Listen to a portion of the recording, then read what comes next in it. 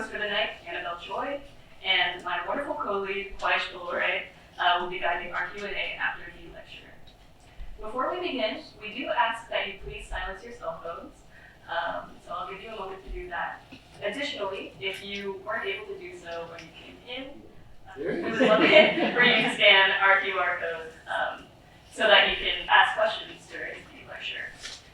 After the event, Kwaish will be parsing through the questions that you submit so that we can ask them in real time. To give a little bit of context for the history of this lecture is held in honor of Dr. Stephen A. Schneider, who was a leading expert in climate science and a crucial voice communicating research to the public. Dr. Schneider was and continues to be a hugely influential figure for the field of climate research, climate policy, and outreach. As a leading voice in the fight against climate change, Dr. Schneider served as a consultant for each president, from President Richard Nixon to President Barack Obama. Additionally, as a beloved professor, Dr. Schneider has also left an indelible mark here at Stanford University. It is undeniable that he dedicated his life to students and to the world around him. Joining us tonight is Dr. Schneider's widow, Dr. Terry Root. We would like to extend a very special thanks to Dr. Root for your continued support and guidance for this event. The climate is caused by an interaction among the energy stored in oceans and glaciers, these big masses of ice up at the poles, and that which comes in from the sun. That's where pollution comes along, because it's not just something that makes your eyes hurt and maybe shortens your life, but it can actually interfere with the energy that comes from the sun and that which goes back out. We started out saying sort of, Houston, there's a problem in 1990. Then we said, not only is there a problem, but the humans are part of it. In 1995 and 2000, Terry Root added, and plants and animals are in it too. And now we said, not only is there a problem, but it hurts the poor more than the rich. It hurts the vulnerable in Hurricane Alley and in high mountains and in the Arctic and in Mediterranean climates like California more than others. The absolute best we're going to get away with is about 2 degrees above pre-industrial, which the EU defined as dangerous climate change, because that increases the severity of drought, flood extremes, heat waves, intensified storms, fires, and species extinction.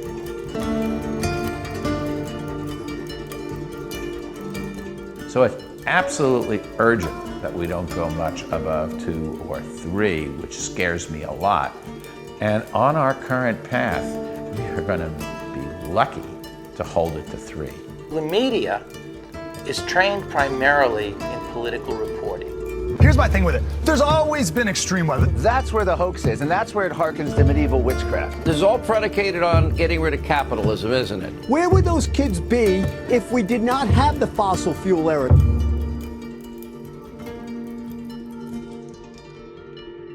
But science is not bipolar. It's not end of the world and good for you. Science is not dichotomous in 2 separate groups.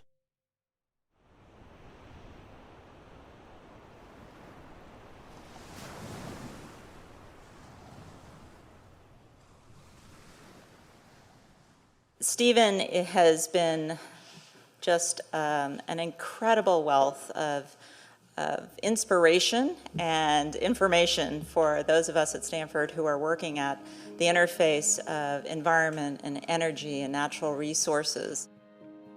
I mean, a student group came in this office about 2 years ago and said, we're going to go in and demand of the president that Stanford set up the following sustainability agenda. And I said, whoa, hold on.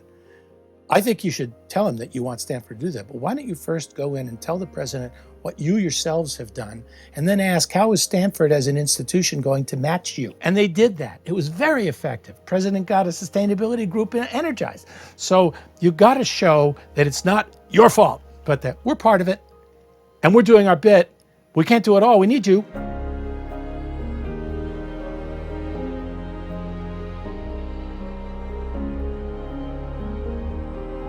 It's that little ball of water spread thinly over the earth that makes our civilization, everything we care about, possible. No ocean, no life. No ocean, certainly no us. Those cycles of hydrology, those cycles of carbon, those cycles of nitrogen need intelligence and care, and they need responsibility. photosynthesis is like the OG of carbon sequestration, right? Like, and wetlands can absorb, 5 times more carbon in their soils than a tropical rainforest. I like to note that the biological diversity of the world is an immense genetic library, which we are burning down before we've even cataloged the books, never mind reading them. So what I'd like to do is take you guys through a little bit of history of growing power, of how we built our food system that can help heal communities. What's possible one day is certainly not bounding me for tomorrow. And if I feel bounded by what's required, I'm missing real opportunities for economic growth, for sustainability, and for environmental protection as well. We're not talking about incremental change or going after low-hanging fruit. We're talking about the hard stuff. We're talking about transformative change. The accumulation of global warming pollution from human activities now in the planet's atmosphere traps as much extra heat every 24 hours as would be released, the scientists tell us, by 400,000 Hiroshima atomic bombs going off every day on Earth. He had the language, he said, pay attention to the language. Climate change, sustainability, hypoxia, dead zones, turning up the thermostat, melting the polar caps. And so what happened over 16 years, the language got louder and louder, just as he predicted. Scientists should speak up for their science because it's an obligation, in my opinion, that every person should leave the world better than they found it. And if you're a scientist who has some special knowledge about a piece of the world, and you think that knowledge needs to be joined together with that of other people to help us either take advantage of an opportunity or prevent a really bad problem, then not to say that means you're really shirking your obligation to take the opportunity of your luck at really having an understanding. You've got to do it. And you realize there'll be some people who are going to oppose you for doing it, especially those who might be losers if we have to change the way we do things and we have to get out of the status quo. And you have to be prepared to take that because that's exactly what happens. You never make change easily. The old cliche is you can't make the omelet until you crack the eggs.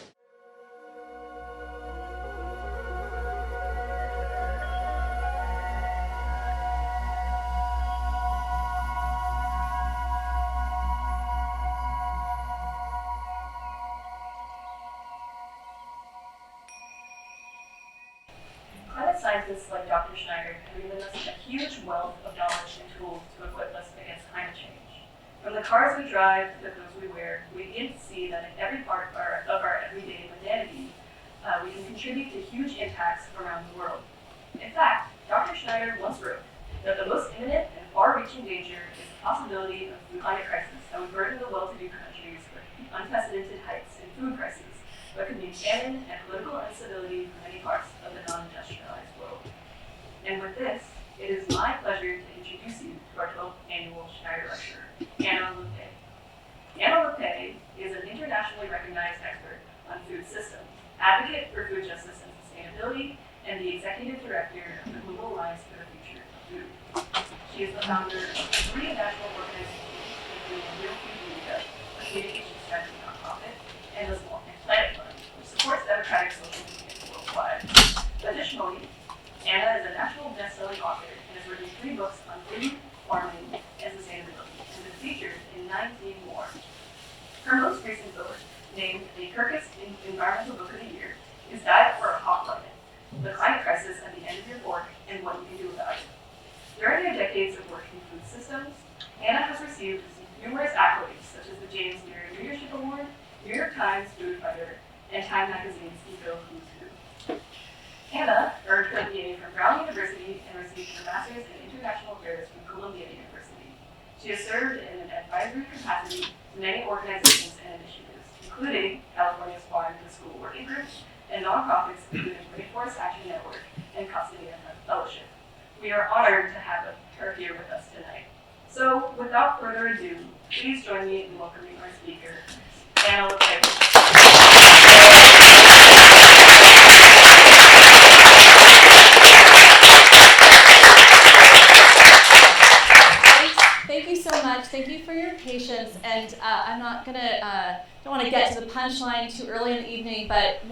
punchlines you'll hear at the end is the importance of organizing. So I might do a little organizing with you right now, which is that in order for this lovely cameraman to be filming for this evening's lecture, I can't amplify my voice for all of you because it will echo. So for those of you in the back, if you don't mind, can I organize you to come in a little bit closer? Just please come in. I will try to continue to speak at this volume. Can everybody hear me if I do? Okay. But thank you for working with us here. And I just need the clicker. So while they're getting the clicker to me, I just wanted to say to Terry, thank you so much for the honor of speaking here this evening and for this incredible tribute to Professor Stephen Schneider. 3 of my siblings went to Stanford, and my younger brother Matt, when I told him that I was giving this lecture, I was like, did you happen to ever have Professor Stephen Schneider? And he proceeded to text me, OMG, absolutely, he was amazing. And he sent me this picture from 2009 where Professor Schneider took a number of Stanford students to COP25. And my brother went on to run a science education nonprofit for high school students, and Stephen was on their board. And so my younger brother was just overjoyed to hear about this connection. So thank you so much. It's just such a pleasure. This is where we are this evening, March 7th. And like I said, just such an honor to be here. I also wanted to just take a moment to acknowledge what is happening in the world, take a moment to acknowledge the crisis in Israel-Palestine, and particularly the scale of hunger there. When I think about an evening that will really be about a celebration of interdependence, I think about the scale of hunger in Gaza right now, where 8 out of 10 people facing famine in the world today are living in Gaza. And I think about, to me, the spirit of interdependence is very much that spirit of so much appreciation for those that are working to end hunger everywhere in the world, and particularly where it is so acute. So I just wanted to take a moment to acknowledge what is happening in the world around us. And as I move into what I want to share tonight, again, I'm totally thrilled to be here. And as I move into what I want to talk about tonight, which are these connections between food and climate, the kinds of connections you've already heard about, and this idea of this interdependence. I also wanted to tell you a little bit about myself, and I will again click to the next one, okay? But before I tell you a little bit about me, that's me with another one of my brothers, Anthony, I really would love to just get a little sense of who you all are, who's in the room. So if you don't mind, so raise your hands if you are an undergraduate here at Stanford. How many undergraduates do we have? Great, good turnout. What about graduate students? Great, yeah. And how about faculty? Great, so yes, I see I know Chris Gardner, Professor Chris Gardner, and if you haven't had a chance to watch his Netflix series, You Are What You Eat, you might notice a little echo of that theme in the title of my lecture tonight, and maybe some echoes in what I have to share with you with what you can see in that Netflix series, which again, I highly recommend. And I'm curious, do we have any farmers in the house? Thank you for your service. What about anybody who's ever worked on the food chain, in processing, packaging, retail, grocery stores, restaurants? Anybody ever done anything related to food? Yes, okay, that'd be pretty much most of us. And I was gonna say, and how many of us, probably if I asked, how many of us eat food? You would all raise your hand. Although I was thinking about that, and I have to tell you, my mother, who you'll hear me talk about in a minute, my mother and I were doing a book tour for a book we wrote that I'll tell you all about. And on our very first book tour, I met somebody who was not a vegan, not a vegetarian, but was a breatharian. She said she would not have raised her hand right then. She was, no, my nourishment comes from the air. Yeah, I didn't believe it either. But so yeah, let me just tell you a little bit about my story, how I found myself here. This is me and my brother Anthony in Guatemala. This is what our family vacations look like. Never went to Disneyland. But my mom took us here. This was a research trip she was doing in Guatemala. But I grew up not far from here in Bernal Heights in San Francisco in the 70s. There were lots of bell-bottoms and roller skates and hippie food, brown rice and broccoli, the things you would expect. So grew up in the Bay Area, and then as you heard in the intro, I went east for college and then stayed on the East Coast. And I was kind of in my 20s, kind of trying to explore what did I want to do with my life. And I was studying education policy and history, and I went to graduate school in economic and political development.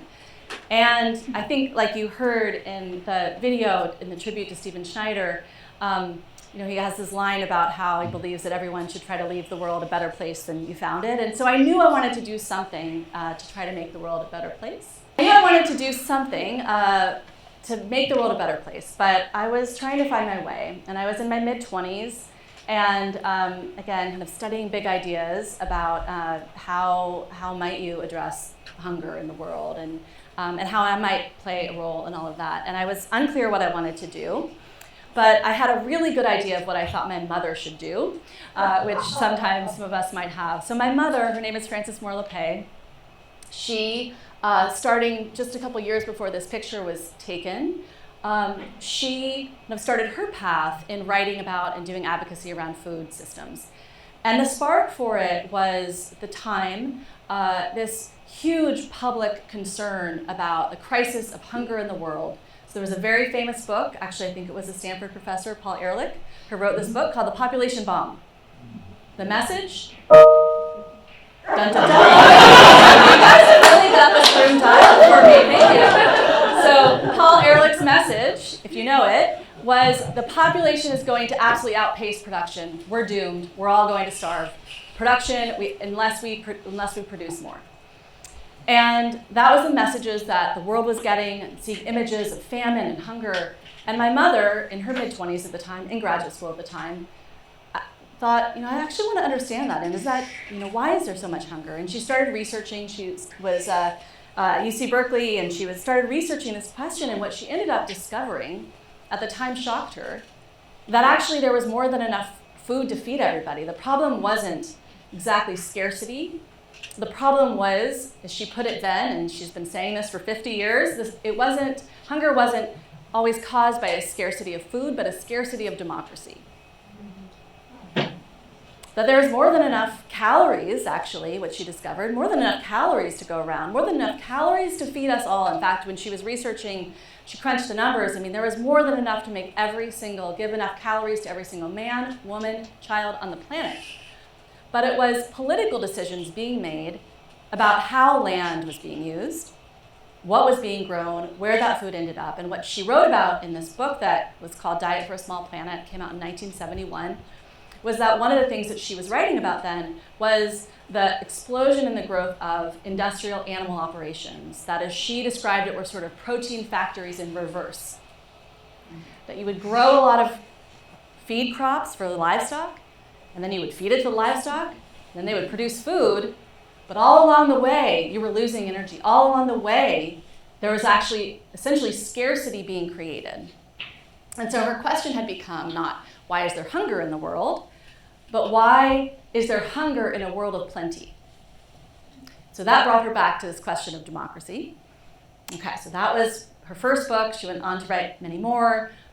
I will say her first book was her most well-known, and it's the one that's really, she's come back to over the years. And so there I was in my 20s not knowing what I wanted to do, but it was almost the 30th anniversary of Diet for a Small Planet. And I said, Mom, you know what I think would be really great is if you take that original idea, this idea that we really need to look at the roots of hunger and talk about bringing more democracy into thinking about how we organize our food systems. I said, okay, that's great, but it's very theoretical. What does that actually mean?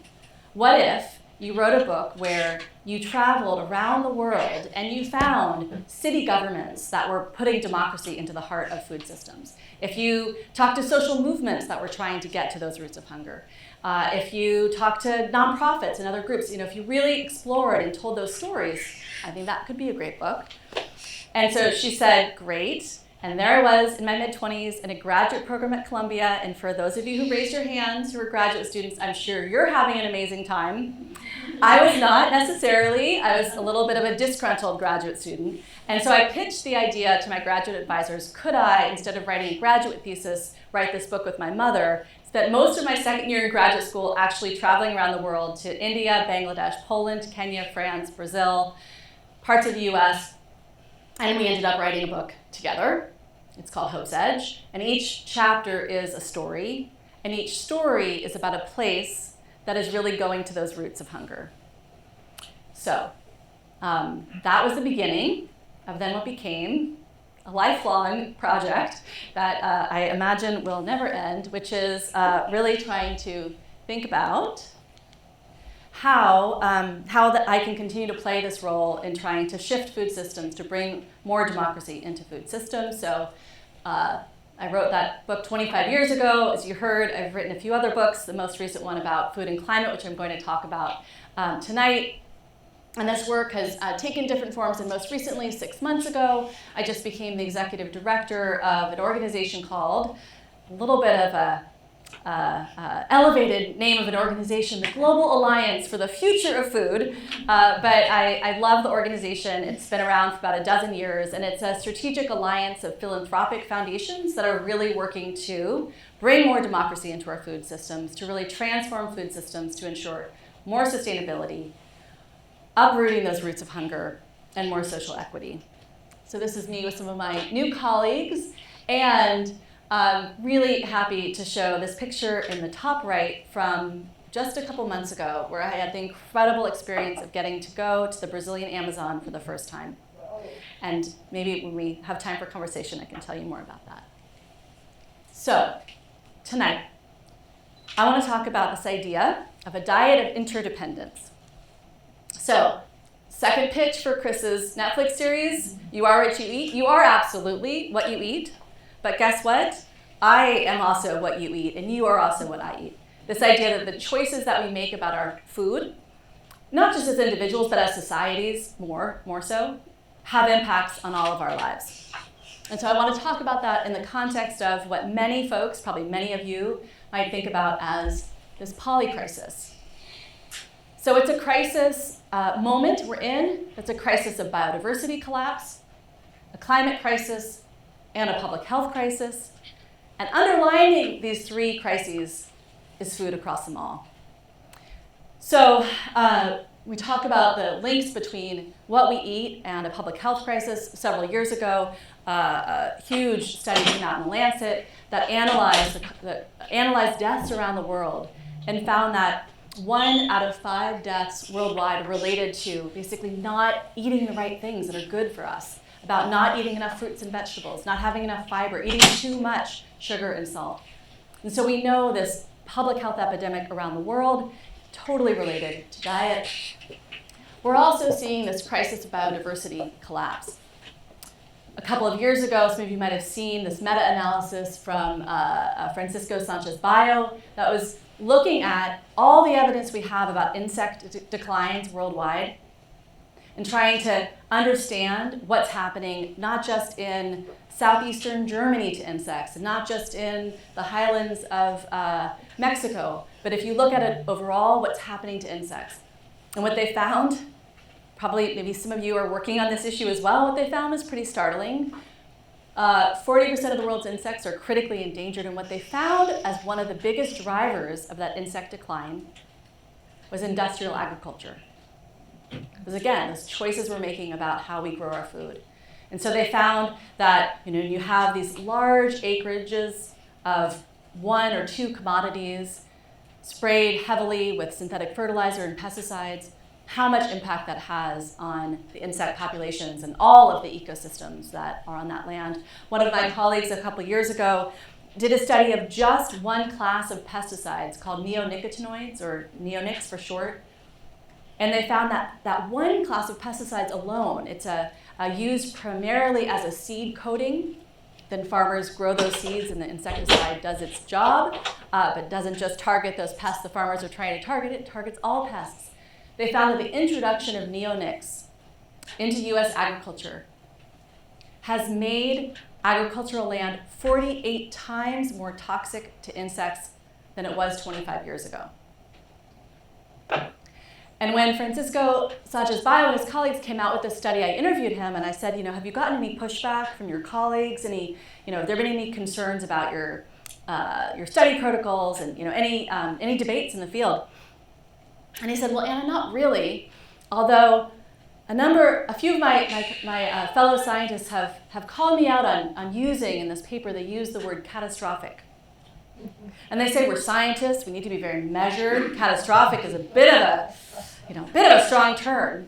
And he said to me, Anna, if this data is not catastrophic, then I don't know what that word is for, actually. So we are also faced with this crisis of biodiversity collapse. What I want to talk about tonight is the crisis of the climate and how that connects to food.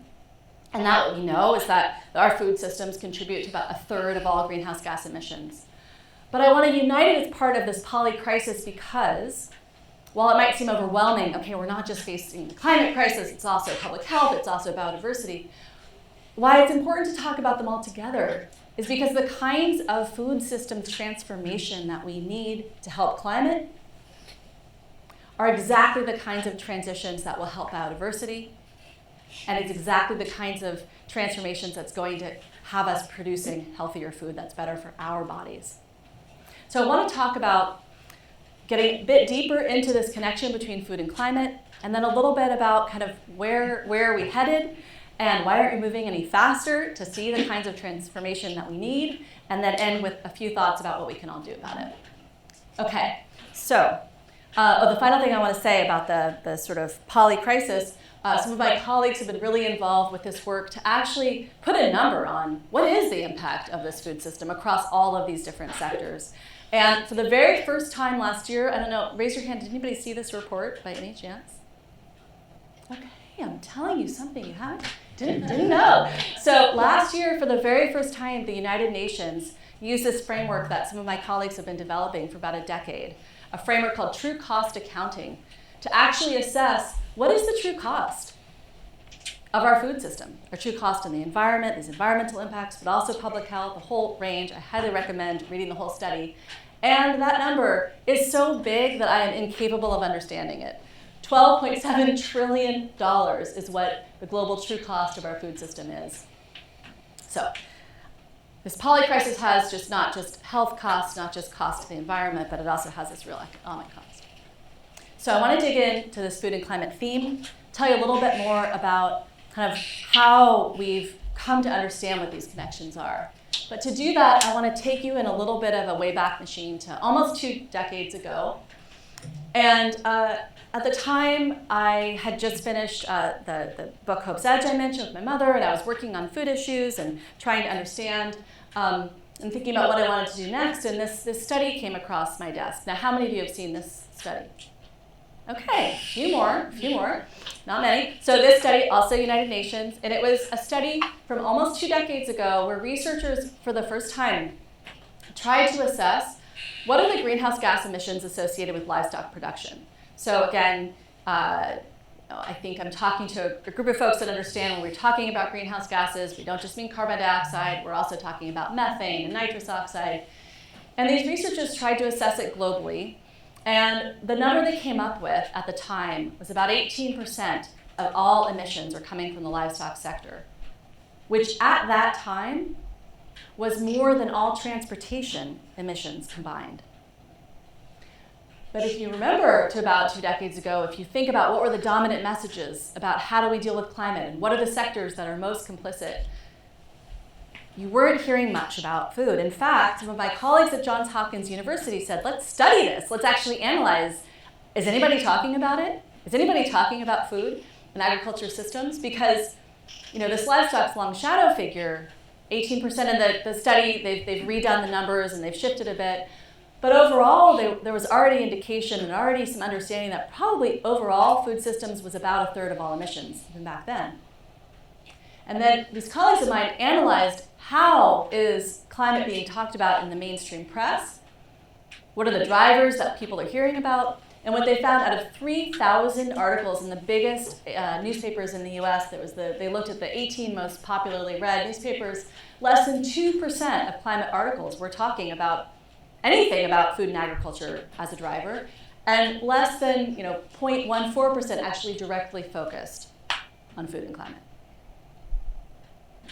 So here you had a really big driver of the crisis, and most of us weren't hearing about it. And if you're not hearing about it, then your policymakers aren't thinking about, okay, how might we think about, how do we incentivize a different way of farming? How do we think differently about food in order to have our food system be part of the solution, not the problem?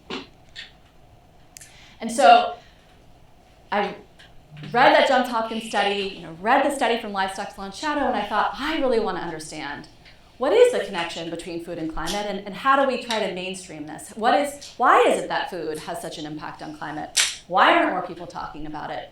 And what was so exciting, you can see in my book, Diet for a Hot Planet, you see the homage to my mother's, Diet for a Small Planet, that so much of what I was talking about in this book, of course, my mom was writing in 1971, she wasn't connecting the dots to climate at the time. But really, so much of what she was saying was really, really connected to our understanding of what kind of food system we need to be in line with the climate. And so, very quickly, when I started trying to explain the science, translate the science for a general public, what became very exciting very quickly is that the solutions to reduce food systems' impact on the climate, and I'll talk a bit more about what those are, that at the very same time when farmers are reducing their greenhouse gas emissions with a whole set of different practices, guess what? It makes the land more resilient to climate shocks. It does that adaptation work that we know is so important. And so I started seeing, and many of us started seeing, how climate and food are interconnected, not just because food systems are a driver of the crisis, but also because they can be a key part of the solution and certainly a key part of adaptation. So why did we miss it? Here we had this big part of the problem, and as you saw from the Johns Hopkins study, it wasn't being talked about. So I have a couple thoughts, and some of you, I'm sure you have thoughts too about it. So, partly I think it was, if you look at where food systems emissions are coming from, they're across the whole food supply chain. So they're in every sector of our economy, and in many ways how climate scientists were talking about emissions, they were sort of hidden in that sense. So you would understand that, industry is a big contributor to the climate crisis. Well, inside industry are food-related emissions. It's pesticide production, synthetic fertilizer production, and manufacturing. That's industry. It's also food. Transportation, right? People were talking about transportation. Inside transportation is transporting food. So across all these sectors of our economy, food was sort of hidden across them all. I think the second reason why we weren't hearing so much about it is because, again, flashback 2 decades ago and watching the video, I was thinking so much about it. Climate scientists were trying their hardest to explain very complicated stuff. And then in addition, they were going to say, yeah, and that dinner on your, the dinner on your plate also connects to climate. And so much of these food-related emissions are so far removed from us. So, how can you, help someone understand that the destruction of peatlands in Indonesia to produce palm oil that's then going to go into the crackers and the granola bar that you eat, that's connected to climate? It's a lot of connections you've got to make. And I think the third reason, when I talk to people about why it wasn't being talked about that much, has to do with, I think, understandable concern from climate activists and environmentalists who are concerned that by focusing on food, would that take us away from a very important focus on oil and gas and a very important focus on carbon dioxide emissions and reducing carbon dioxide emissions? And so understandably, I think there was some concern. Does it confuse the message? Does it disperse our power and energy? And I think what started to happen is many people started to understand that no, it doesn't actually distract us. That it's very important that we bring all sectors into the conversation. That we're not just talking about to fix climate. We're not just talking about going from fossil fuels for energy to renewables. We're talking about going from a fossil fuel-based economy to a fossil-free economy. And that's a big shift. And it means that when we make that shift, we need to change every sector, including food. So what's happened in almost 2 decades, since Livestock's Long Shadow and since that Johns Hopkins study? What's happened is a lot more science, really incredible science, probably many folks here at Stanford University being part of this. So in 2021, we have even more data, more understanding about, about a third of all greenhouse gas emissions, again, coming from the food sector. We start understanding, drilling down into why and where is this coming from. So understanding that for the lion's share of emissions that are related to food systems are really coming from before the farm gate, as people like to say. So a lot of the emissions that are related to food, they're coming from what's happening on our land. So I was just in Brazil, and we had experts and activists in Brazil talking about the ongoing rate of deforestation in the Amazon. And while there's been some progress to protect the Amazon, how much more destruction is now happening in the Brazilian Cerrado. A lot of it for most of this land use change driven by, for food purposes, is just from a few commodities: beef, soy, palm oil. I mentioned earlier palm oil production in Indonesia. That's that land use change piece. And then a huge portion of these emissions are coming from how we're producing our food and what we're producing. So I mentioned industrial livestock production, how inefficient it is. It's also very impactful on climate for a whole bunch of reasons having to do with emissions from processing, of course, and feed production, and also for ruminants like cattle who naturally produce methane gases when they are digesting, and then they burp those out. It's the burps, it's not the other direction, as sometimes people say. But that's just a natural part of cattle digestive process. It has this really terrible impact on our climate. But you can see in this slide that those emissions are also coming from transporting food and packaging, especially with this increase in ultra-processed foods, plastic packaging, also processing, retail consumption. So again, it's really across the whole food supply chain. We're also, again, as the years have gone on, more deeply understanding these intersections. So my colleagues at the Global Alliance for the Future of Food just last year produced a report on the food energy nexus, we called it. And we analyzed how much of fossil fuels are used by the food system globally, and it's about 15%. And we launched this report right around the last COP, COP28, with our message being that if you want to transform energy systems, you have to transform food and vice versa. Again, we're seeing more great evidence and reporting. Some of the other evidence reporting I wanted to share, colleagues of mine at an organization called Pesticide Action Network, really making the point that not only should we be caring about pesticides because of their impact on human health, but also because, like all synthetic chemicals, pesticides are really fossil fuels in another form. Another report I highly recommend from colleagues at the Center for International Environmental Law looked into synthetic fertilizers, and again, their impact on climate, and made this connection between, again, how we're growing food and the climate crisis.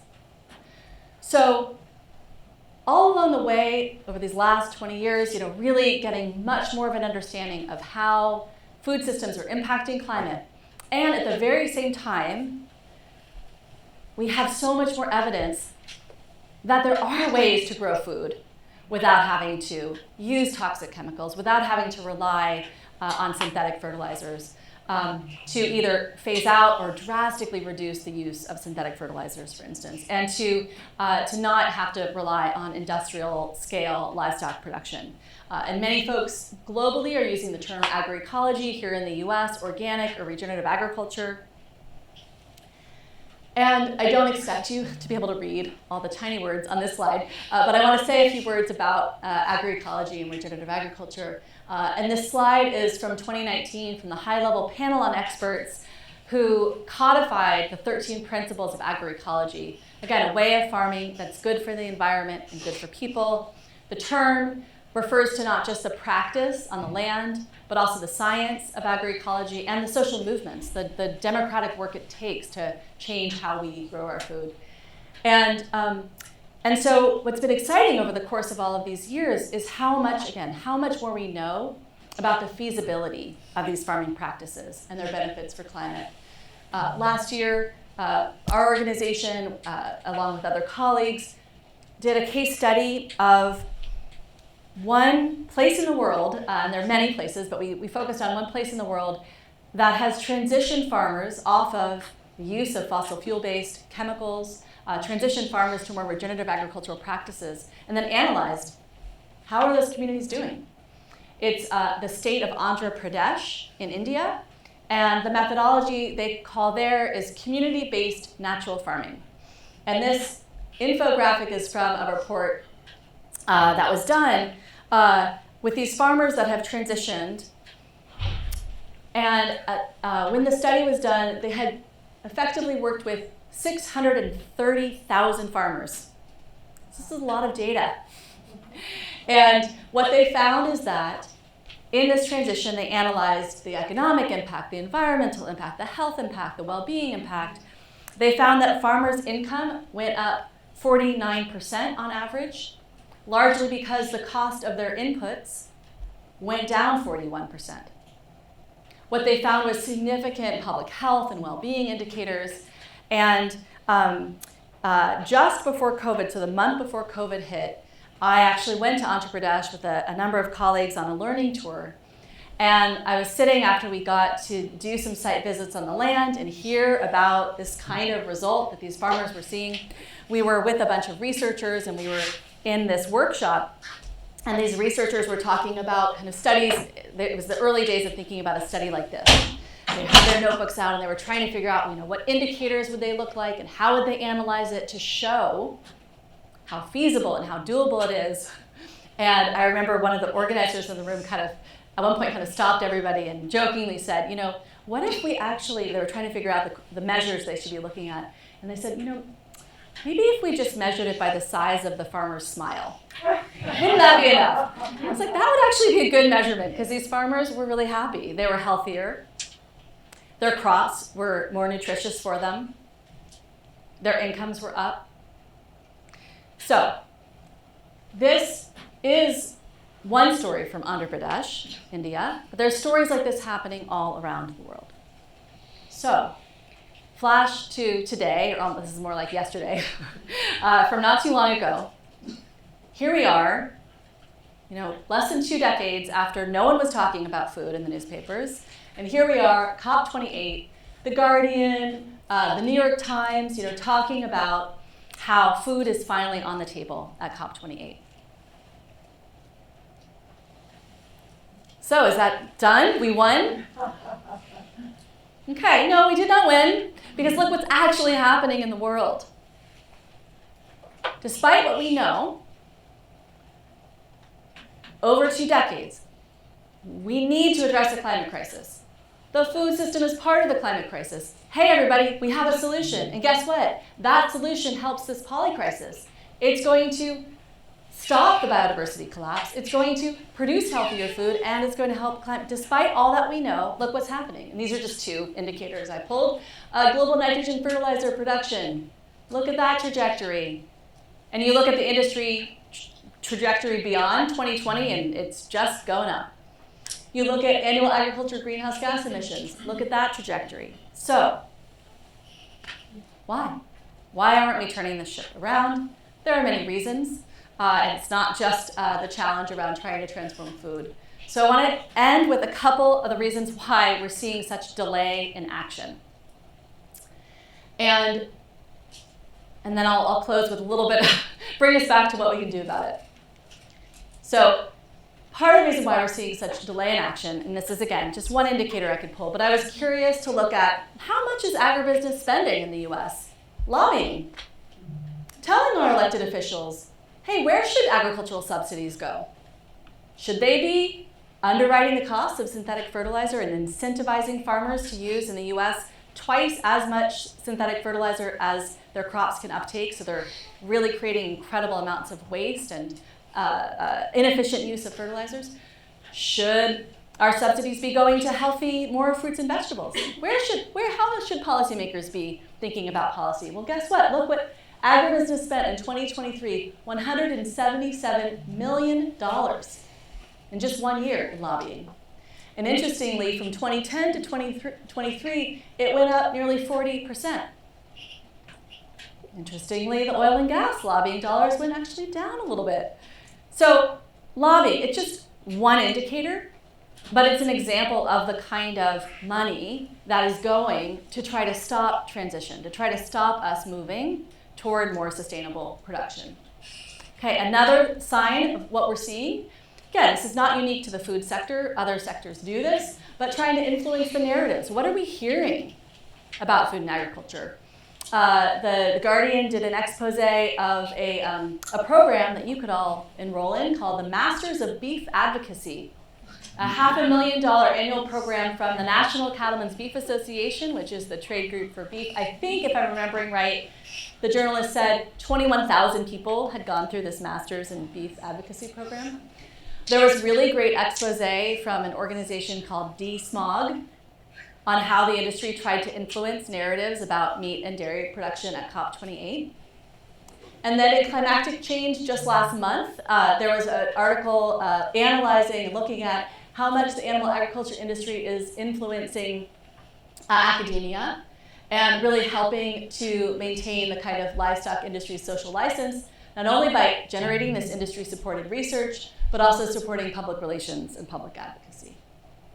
So, all of this is adding up to kind of the deadly 3 Ds of delay for climate change: denialism, distraction, dithering.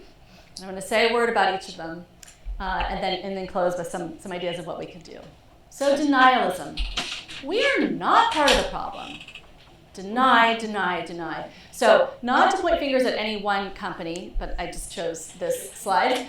This is the CEO of Syngenta, which is one of the largest pesticide producers in the world. And here he is saying, we care about healthy soil, and we want to have healthy plants, healthy people, healthy planet.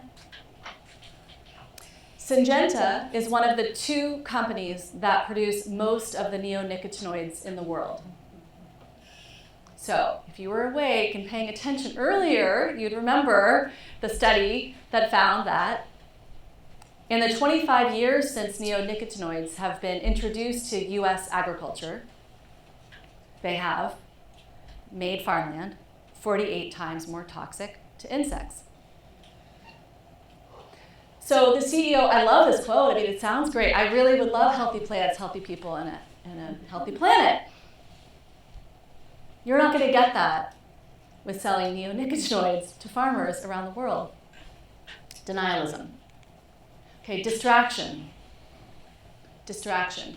It's the, hey, we're actually all about what you care about. We're all about sustainability. This is an infographic. Again, I could have picked, I have many options to choose from, but this is one I picked of one of the biggest meat companies, industrial scale meat companies in the world, JBS, a Brazilian company. And maybe some of you saw that the Attorney General of New York actually just filed a lawsuit just last month because JBS has said things like, they will achieve net zero greenhouse gas emissions by 2040. And as the AP reported, they are saying that despite no viable plan to get there. And the AG is saying, you can't mislead consumers. And they're actually suing JBS for this distraction tactic. What's another form of distraction? Okay, another form of distraction is to try to claim that what you are doing is good for the environment, good for the planet. So has anybody ever heard of microplastics? Yeah? Okay. Heard of microplastics. Probably not good for the planet, remember, or us, or climate, right?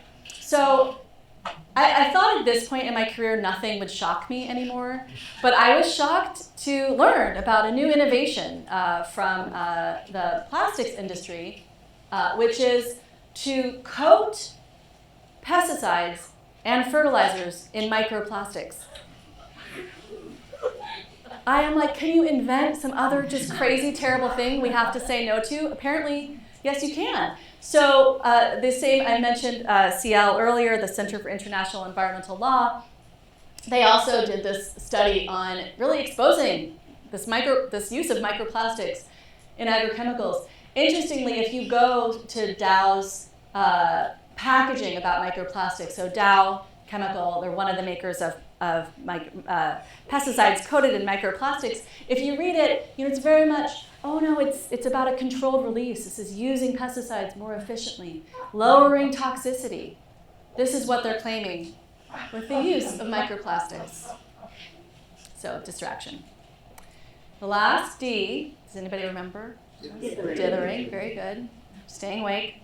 So dithering. Has anybody seen this cereal box on the grocery store shelves? Yeah, you have? Yeah, right? I just saw it the other day. So Cascadian Farm, it's a subsidiary of General Mills, and this is one of their products, marketing that they are transitioning some land to regeneratively raised wheat. And I am all for, we absolutely applauding companies doing the right thing, but I would argue that we should maybe encourage them to do a little more. So 25 million square feet. So I did the math, that's about 600 acres. It's about 2/3 the size of Central Park. And look, am I glad they're doing this? Yes, I am. But should General Mills, one of the largest consumer packaging companies in the world with a huge farming footprint, like, should they do more? I would say yes. And actually, when I was preparing to talk to you all, I actually went into General Mills' annual report, their most recent one, and I have to give them credit, actually. If you dig into it and they're talking about assessing their environmental impact, they have a section on greenhouse gas emissions. And I have to give them credit for their honesty, because they said that most of their emissions actually comes from not their owned facilities. Most of their emissions are actually basically coming from farmers that they're buying from. And so when they analyzed how much they'd reduced emissions from their own facilities, but it's a tiny fraction of their business, they had some great number. It was like, 49% or something from their baseline year. But they mentioned in this report their actual emissions reduction, really, if you're looking at the whole business, it was 1%. So dithering, it's another way, right, that industry is delaying action. So great, yes, I really am not trying to critique any movement toward regeneration, any movement toward improvement. But I am saying that we need to be careful not to applaud it too loudly, because otherwise it is just dithering and not actually moving us to where we need to go. So, what can we do? What can we do? I forgot I put this picture up. This was at a seed ceremony we had in, right outside of Andhra Pradesh on that learning journey. Okay, so what can we do? This is my last slide. And then if it's not gotten too late in the evening, we have time for conversation. So what can we do? I have 5 ideas. 1, don't be fooled. Don't be fooled. Please don't be fooled by denialism, distraction, or dithering. Don't be fooled. 2nd, bring a systems mind to your diet. This idea, you are what I eat, I am what you eat. And, it is very much about really thinking about how are the choices, again, not just that we make as individuals, but as communities, as countries, as, all around the world. And then 3rd, engage in democratic change. So how, whether it's here on this campus, here in your city, here in your state, here in your country, how can you try to have a voice in the political system? And if we have time for Q&A, I can tell you a little bit about some really exciting policy work that you can get involved in. But that 3rd piece, that it's really important to engage for democratic change. Often you hear the phrase, vote with your fork. Yes, but vote also with your vote. Getting involved in democracy is very important. And then 4th, and I'm thinking about this in the context of speaking in a university. Learn, teach, and explore these systems connections.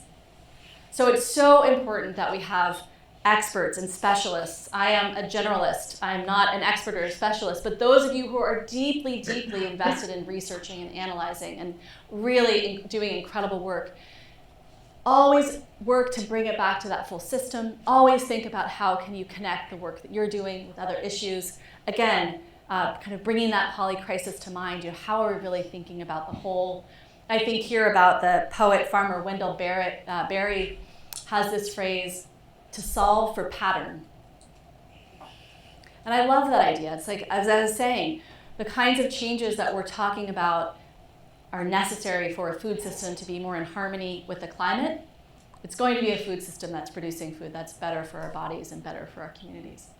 And then finally, I said this was my punchline, organize. So organize, and find opportunity all around you. Again, within your own family, within your school, within your city. You know, it is really endless, the opportunities to really think about how can you organize to make change.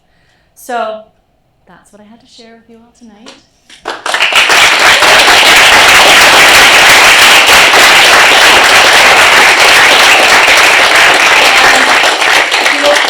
Let me say one more thing. This is the website of my organization, but I want to say what this picture is. Again, I had forgotten that I put this picture here. So right in front you see, that's a mushroom. When I was in Brazil, we got to go into the Amazon on this field trip we organized with experts on mushrooms in the Amazon. And so they took us with them, and we spent, there's a group of maybe 25 of us. We spent a couple hours walking along these paths. They said, look for mushrooms, and if you find a mushroom, grab it and put it in a basket. And as we were walking along, one of my colleagues and friends saw this mushroom. And the researchers got so excited, they had never seen this mushroom before. You see that little piece of paper? They tagged it because they think that he might just have found a new species of mushroom. And at the end of this just several hours of walking through the forest, when the researchers had lunch with us and spread out all the mushrooms we found, do you know how many species of mushrooms we found, including this one, in just a couple hours? 130. 130. And that experience just totally transformed my understanding of this word, biodiversity, and that humility that is so important for us to have, that, you know, in January 2024, a new species of mushroom might have been found that no researcher had ever found before, right? That there is so much still we don't understand about the natural world, and to treat the natural world with the humility it deserves. So just wanted to add that final note. Thank you so much. I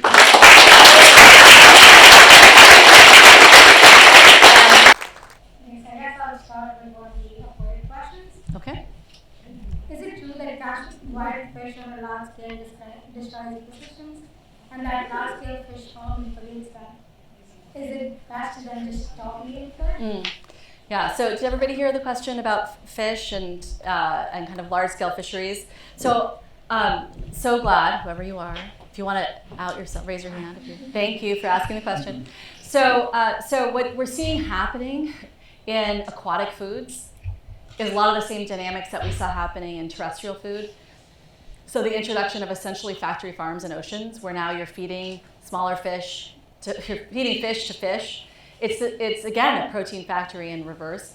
So there's a lot of concern about that. And actually, if you were paying attention, and if you noticed my slide that had regenerative and agro-ecological food systems, it had on one half of it terrestrial food, and one half of it blue foods. And I think it's really important for us to remember that a huge majority of the world's people gets their protein from water, from fresh water actually, more so than oceans, but also oceans.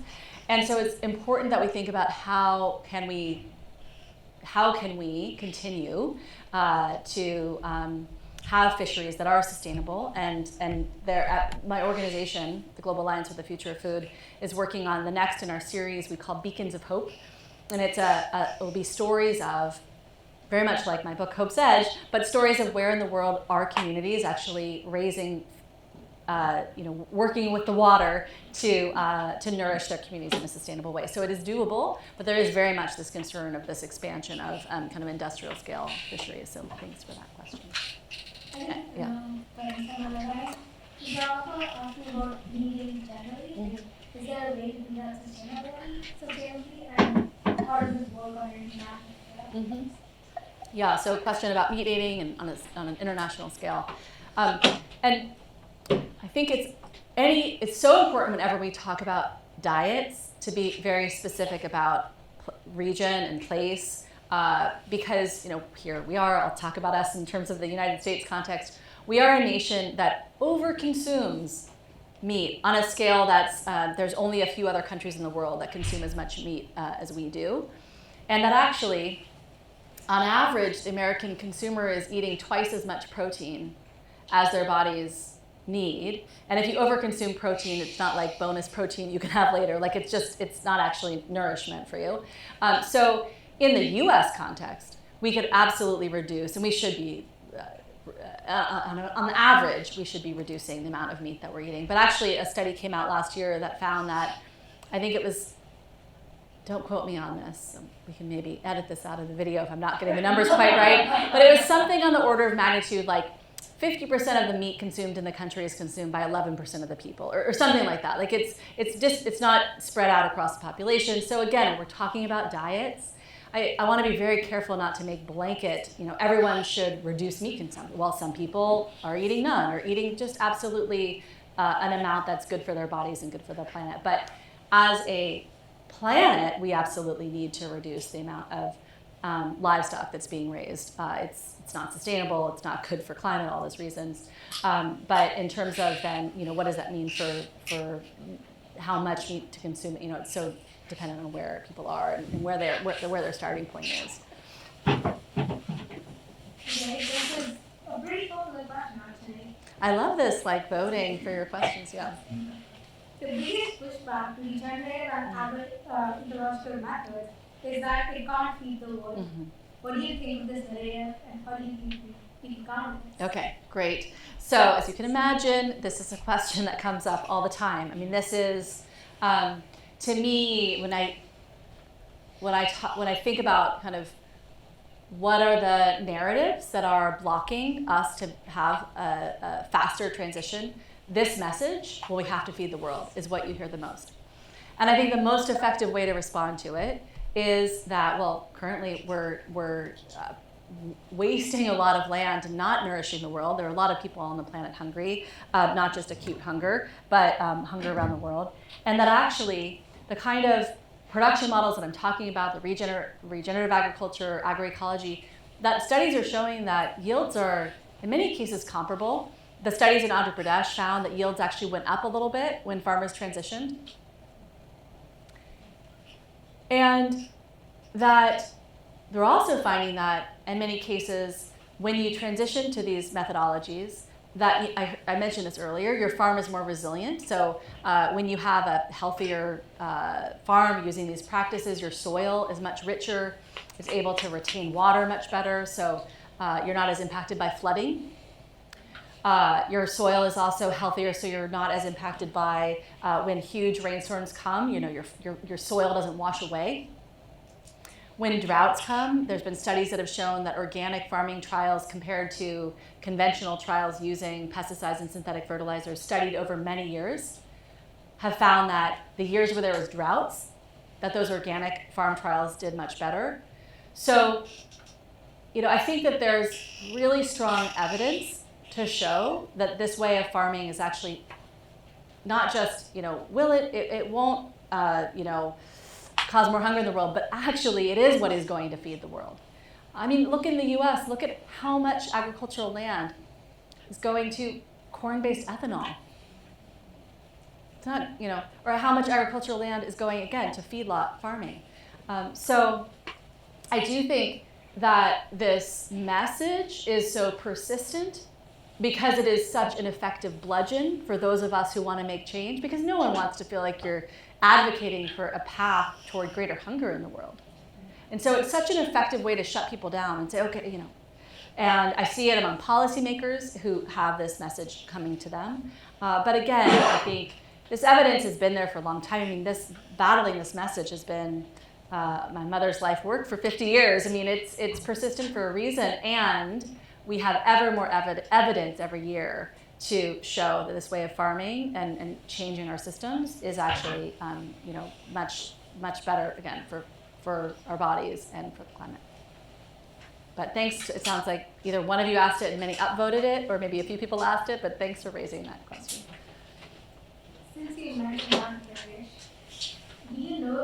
movement was like grassroots initiated or if it was more government influenced thing, exactly how it came about? Yeah, great question. So when I was there just before COVID, I was in Karnataka and Andhra Pradesh, and we got to spend time on a teaching farm called a Mitra Bhumi, and we got to hear from some of the leaders of what really is a farmer social movement.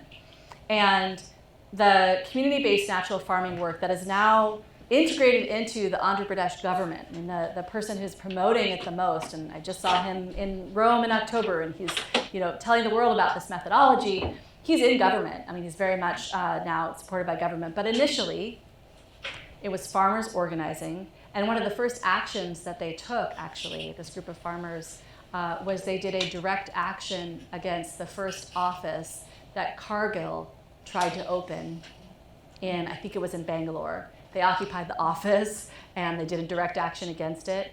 And it was started from very much farmers organizing among farmers, from a spirit of food sovereignty, this idea that farmers wanted to decide what kinds of seeds they were planting and how they were growing their food, and really pushing back against the doctrine that emerged in the 50s and 60s for what's called the Green Revolution, this doctrine of the only way to farm well is to adopt a suite of technologies, of pesticides, synthetic fertilizers, hybrid seeds that you have to buy every year, heavy irrigation that you have to pay for. That is sort of the only model of farming.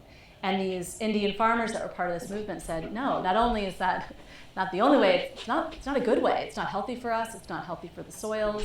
It's not good for our bodies. So it came out of social movement organizing that then really influenced the government. And now actually there's government policy. There's subsidies in Andhra Pradesh for farmers to pay for their ecological fertilizer, this fertilizer that is not a synthetic fertilizer, that's using the natural environment of the farm.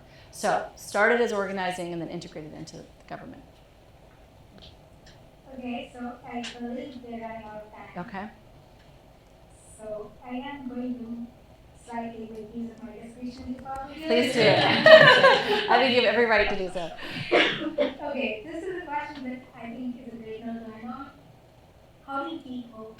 That is a great question. Okay, since we're talking about India, Karnataka, Andhra Pradesh, I'll end with a story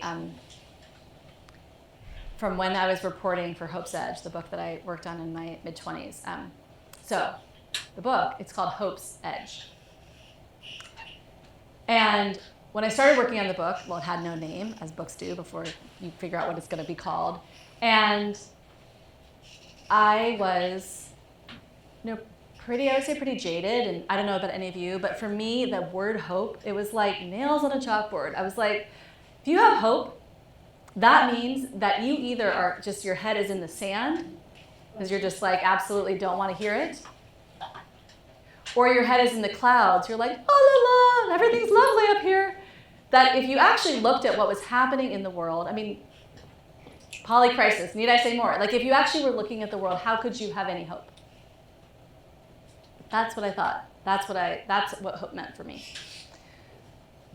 And then we did this research trip. I mentioned India, Bangladesh, Poland, Kenya, France. And we were meeting the most incredible, to this day, the most incredible people I've ever met. People like Professor Wangari Maathai, who was the leader of the Greenbelt movement. When we met her, she was doing amazing work in Kenya. Years after we were there, she won the Nobel Peace Prize for her work. People like the landless workers movement in Brazil, who were organizing to bring land into agro-ecological farming practices, who were faced with arrest and some even murdered for their activism. So I met all these amazing people, and they were all among the most hopeful people I had ever met. And I was like, maybe I need to redefine my understanding of hope. And so one day, we had just gone with this organizer to meet with farmers in the Punjab, and we were talking. It was a day that had been organized for us for farmers to come testify, sort of provide testimonials about what their experience was with this Green Revolution technology. And it was farmer after farmer after farmer talking about how devastated they had become how indebted they were to these inputs, how they'd watched friends and family members die from cancer, how they'd watched their neighbors commit suicide because of how devastated they were, drinking the very pesticides that had so impacted them. And the next day, we were on this train platform to go back to Delhi with this organizer, who was one of the most, again, had this incredible hopeful energy and had the biggest smile and the warmest person I've ever met.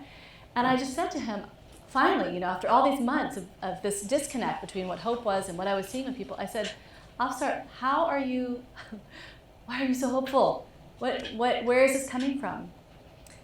Because what did we just hear yesterday? That was so devastating and so tragic and sad. And he said, Anna, look, hope to me is an energy that you tap into every time you're part of what, I'm gonna cry, like what your husband said life should be. It's like when you're part of trying to make a difference, it's like a hope factory machine, right? It's like what gives you that energy. And so that just totally reoriented my whole life, that moment and that understanding. And so thank you for asking that question. It is a lovely one to end on. So thank you.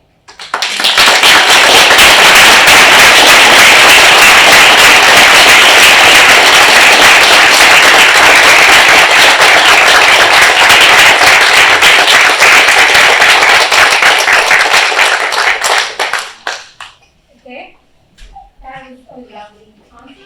And exactly the note we wanted to end on.